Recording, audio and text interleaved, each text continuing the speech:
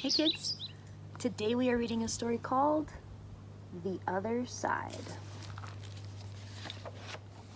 That summer, the fence that stretched through our town seemed bigger. We lived in a yellow house on one side of it. White people lived on the other. And Mama said, "Don't climb over that fence when you play." She said it wasn't safe.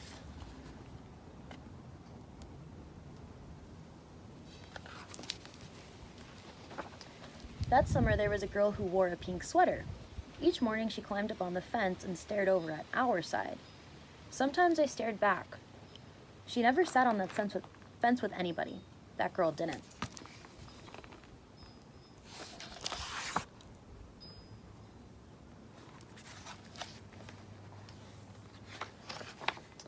Once, when we were jumping rope, she asked if she could play, and my friend Sandra said no, without even asking the rest of us.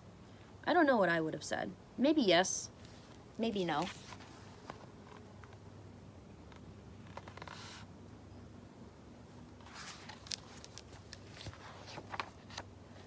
That summer, everyone and everything on the other side of the fence seemed far away. When I asked my mama why, she said, because that's the way things have always been. Sometimes when me and Mama went into town, I saw that girl with her mama. She looked sad sometimes, that girl did. "Don't stare," my mama said. "It's not polite."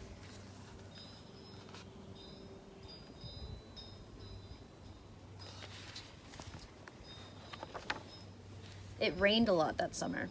On rainy days, that girl sat on the fence in a raincoat. She let herself get all wet and acted like she didn't even care. Sometimes I saw her dancing around in puddles, splashing and laughing.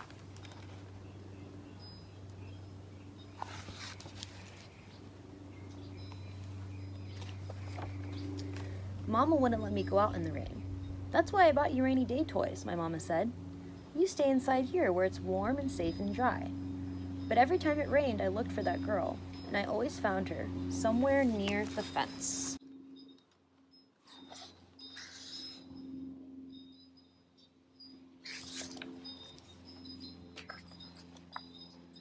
Someplace in the middle of summer, the rain stopped. When I walked outside, the grass was damp, and the sun was already high up in the sky. And I stood there with my hands up in the air. I felt brave that day. I felt free.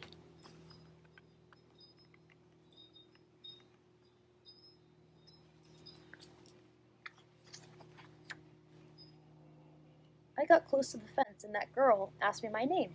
"Clover," I said. "My name's Annie," she said. "Annie Paul. I live over yonder," she said, "by where you see the laundry. That's my blouse hanging on the line."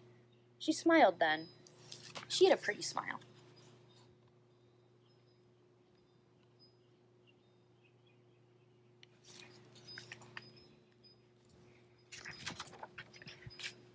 And then I smiled, and we stood there looking at each other, smiling. "It's nice up on this fence," Annie said. "You can see all over." I ran my hand along the fence. I reached up and touched the top of it. A fence like this was made for sitting on," Annie said. She looked at me sideways.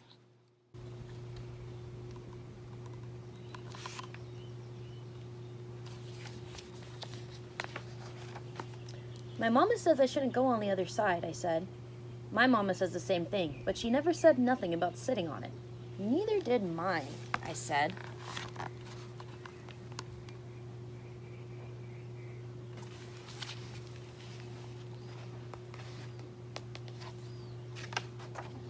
That summer, me and Annie sat together on that fence. And when Sandra and them looked at me funny, I just made believe I didn't care.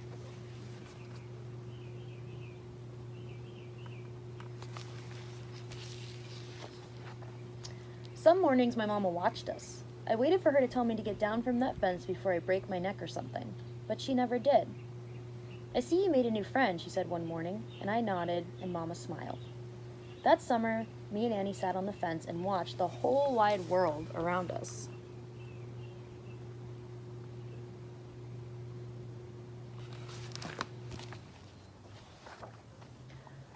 One day, Sandra and them were jumping rope near the fence, and we asked if we could play. "I don't care," Sandra said. And when we jumped, Sandra and me were partners, the way we used to be.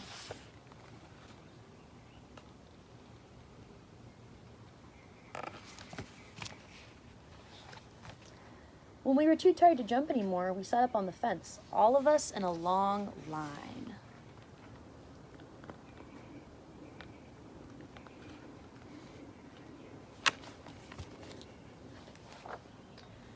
Someday somebody's going to come along and knock this old fence down, Annie said, and I nodded. Yeah, I said, someday.